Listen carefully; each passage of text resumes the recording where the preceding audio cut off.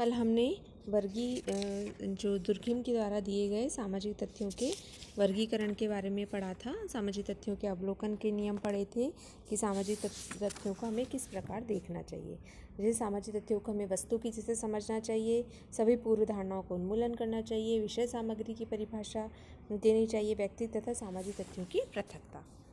आज हम करते हैं कि सामाजिक जो तथ्य हैं उनके प्रकारों के वर्गीकरण के नियम किस प्रकार में आए जाते हैं। तो वर्गीकरण का आधार यदि हम देखते हैं तो वर्गीकरण का आधार जो माना गया है वो है सरलता। दुर्कहेम ने स्पेंसर की तरह ही समाजों के वर्गीकरण का आधार सरलता माना है। तो जैसे कि स्पेंसर ने कहा था कि वर्गीकरण को सरलतम समाजों से प्रारंभ करना चाहिए, लेकिन दुर्कहेम ने सरलतम समाजों की परिभाषा नहीं दी है। दुर्कहेम ने समाजों का वर्गीकरण सरलतम समाजों से प्रारंभ करने का सुझाव दिया तथा सरल समाज की परिभाषा अवश्य दी है। तो सरल समाज क्या है, हम इसको समझते हैं। सबसे पहले सरल समाज। तो दुर्कहेम के अनुसार सरल समाज वह समाज है जिसमें इकाइयाँ भिन्न भिन्न नहीं होती हैं। इन समाजों की इकाइयों में समानता होती है, श्रम का विभाजन, विशेषीकरण आदि होते हैं, वह स्वयं में पूर्ण इकाई होते हैं। ये समाज जीवों की संरचना जैसे ही होते हैं। तो दुर्कहेम ने बताया था कि जिस प्रकार से जीवों की संरचना बिल्कुल सामान्य होती है, बिल्कुल सरलतम होती है, उसी तरीके से ये समाज जो है इसमें किसी तरह का कोई श्रम विभाजन नहीं था, कोई विशेषीकरण नहीं था, कोई कार्यों का विभाजन नहीं था, सभी कुछ समान था। तो सरल समाज के अंतर्गत अधिक सरल समाज उसमें विद्यमान नहीं होते हैं, जिसके वर्तमान स्वरूप में न केवल एक ही खंड विद्यमान है बल्कि पहले से भी किसी प्रकार के उपखंडों की उपस्थिति के निशान नहीं मिलते हैं। तो ये छोटी छोटी इकाइयों में विभाजित नहीं किए जा सकते हैं। और सबसे बड़ी बात ये है कि ये आत्मनिर्भर होते हैं एवं ये पूर्ण इकाई होती है। ये बहुखंडीय एवं जटिल समाजों का निर्माण करते हैं आपस में मिलकर। तो नेक्स्ट आता है हमारा बहुखंडीय सरल समाज। जब कई गोत्र समूह मिलकर किसी समाज का निर्माण करते हैं तो ऐसे समाज को दुर्कहेम बहुखंडीय सरल समाज कहते हैं। इनको मिश्रित समाज भी कहा जा सकता है तथा इसका निर्माण करने वाले प्रत्येक खंड सरल समाज होते हैं। इसके लिए दुर्कहेम ने उदाहरण बताया है कि दुर्कहेम ने ऑस्ट्रेलिया की जनजातियों जैसे इराकवी जनजातियों, प्राचीन एथेंस के समूह को ऐसे समाज बताया है। कई गोत्र समूह में उपजाति तथा उपजातियों से जाति व्यवस्था वाले समाज, ग्रामों का निर्माण होता है, उन्हें भी बहुखंडीय सरल समाज कहा जाता है। फिर हम बात करते हैं साधारण मिश्रित बहुखंडीय समाज। तो जब बहुखंडीय सरल समाज परस्पर मिलकर एक जटिल मिश्रित संरचना का निर्माण करते हैं तो इससे जो अधिक विकसित समाज बनता है उसे दुर्कहेम साधारण मिश्रित बहुखंडीय समाज कहते हैं। जैसे कबालीय जनजातियां हैं, इसके उदाहरण हैं। तो दुर्कहेम ने जनजातियों को जिन्होंने रोम के नागरिक राज्य का निर्माण किया था साधारण मिश्रित बहुखंडीय समाज कहा है। इसी प्रकार हम बात करते हैं दोहरे मिश्रित बहुखंडीय समाज की।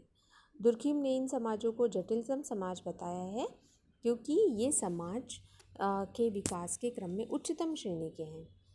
तो इनका जो निर्माण होता है वो साधारण मिश्रित बहुखंडीय समाजों से होता है। इसके उदाहरण हम बताते हैं, जैसे बड़े नगर हो गए, महानगर, राजधानियाँ, ये सब इस प्रकार के समाज में आते हैं। नेक्स्ट हम बात करते हैं सामाजिक तथ्य के नियम। तो जब किसी सामाजिक घटना की व्याख्या की जाती है तो हमें उसकी उत्पत्ति के मुख्य कारक तथा उसके द्वारा संपन्न होने वाले प्रकार्य की अलग अलग खोज करनी चाहिए। दुर्कहेम ने कारण और प्रकार्य में भी परस्पर संबंध बताया है। उन्होंने बताया था कि किसी तथ्य की व्याख्या करने में केवल उस कारण को स्पष्ट करना ही पर्याप्त नहीं होता है जिस पर वह निर्भर करता है। हमें अधिकतर मामलों में सामाजिक व्यवस्था की स्थापना में उनके प्रकार्यों को भी स्पष्ट करना चाहिए। अब इसमें जैसे दुर्कहेम ने बताया था कि किसी सामाजिक तथ्य के निर्णायक कारक का अन्वेषण उसके पूर्ववर्ती सामाजिक तथ्यों में किया जाना चाहिए, वो व्यक्तिगत चेतना की अवस्थाओं में नहीं होता है। दूसरा, जैसे किसी सामाजिक तथ्य के प्रकार्य का अन्वेषण किसी सामाजिक लक्ष्य के साथ उसके संबंध में किया जाना चाहिए। उसी प्रकार किसी भी प्रकार से महत्वपूर्ण समस्त सामाजिक प्रक्रियाओं की सर्वप्रथम उत्पत्ति का अन्वेषण सामाजिक समूह की आंतरिक संरचना में ही किया जाना चाहिए। नेक्स्ट हम बात करते हैं इसके निष्कर्ष की। तो सामाजिक परमाणु की स्थापना से संबंधित जो नियम थे, दुर्खिम ने समाजशास्त्रीय अन्वेषण का अंतिम चरण उन्होंने बताया था कि सामाजिक नियम तथा निष्कर्षों की स्थापना की जाती, मुख्य रूप से इसका प्रयोग होता है। दुर्खिम समाजशास्त्रीय नियमों की स्थापना करने के लिए विधि को प्रयुक्त मानते हैं तथा ऐतिहासिक एवं प्रयोगात्मक विधियों को अनुपयुक्त मानते हैं। जैसा कि मैं पहले बता चुकी हूँ कि दुर्खिम तुलनात्मक विधि को अप्रत्यक्ष प्रयोगात्मक विधि भी कहते हैं, क्योंकि इनके अनुसार तुलनात्मक विधि भौतिक विज्ञानों की प्रयोगात्मक विधि के समकक्ष है और इसके द्वारा वस्तुपरक निष्कर्षों को प्रतिपादित किया जा सकता है। तो तुलनात्मक विधि में सदैव ही एक विशिष्ट परिणाम से संबंधित एक विशिष्ट कारण होता है, इस नियम का ध्यान रखा जाता है। अगर किसी एक परिणाम के कई कारक हैं अथवा एक ही कारक के कई परिणाम हैं तो इसका तात्पर्य यह है कि अध्ययन में कहीं कोई कमी है और उसका पूर्ण गुण संबंध करने की खोज करना शेष है। जैसा कि दुर्खिम ने बताया था कि आत्महत्या के कई कारण हैं, तो इसका अर्थ यह भी हो सकता है कि आत्महत्या के कई प्रकार हैं जिनका तुलनात्मक विधि से पता लगाया जा सकता है। निष्कर्षों में फर्स्ट है स्वतंत्र वैज्ञानिक पद्धति का निर्माण। तो अब इसका निष्कर्ष दिया गया। दुर्खिम ने बताया था कि समाजशास्त्रीय पद्धति के नियम, उसकी जो पुस्तक थी, उन्होंने उसमें स्वतंत्र वैज्ञानिक पद्धति को प्रतिपादित किया था। इन्होंने समाजशास्त्र को दार्शनिक व्याख्या से अलग करके इसे भौतिक विज्ञान के समान विज्ञान बनाने का प्रयास भी किया था। दूसरी हम बात करते हैं वस्तुनिष्ठ पद्धति। इसमें पक्षपात आने की संभावना नहीं है। ऐसा करने के लिए ही इन्होंने सामाजिक तथ्यों को सामाजिक वस्तु के रूप में मानकर अध्ययन करने का भी आग्रह किया था। वैज्ञानिक द्वारा पूर्व धारणाओं के उन्मूलन पर भी जोर दिया गया है। तथ्यों का अध्ययन बाह्यता एवं बाध्यता के अवलोकन करने के प्रति अपेक्षा करता है, यानी उसका पक्ष लेता है। थर्ड हम बात करते हैं समाजशास्त्रीय पद्धति। तो दुर्खिम ने सामाजिक तथ्य की परिभाषा, विशेषताएं, अवलोकन के नियम, प्रकार, वर्गीकरण, व्याख्या के नियम आदि के द्वारा समाजशास्त्रीय अध्ययन की पद्धति को वस्तुनिष्ठ बनाने का प्रयास किया था। इन्होंने समाजशास्त्रीय अध्ययन और व्याख्या को मनोवैज्ञानिक आधार तथा व्याख्या से स्वतंत्रता प्रदान करी थी। दुर्खिम ने सामाजिक तथ्य की व्याख्या को सामाजिक आधार प्रदान किया है तथा पूर्व के मनोवैज्ञानिक आधार से स्वतंत्रता प्रदान की है।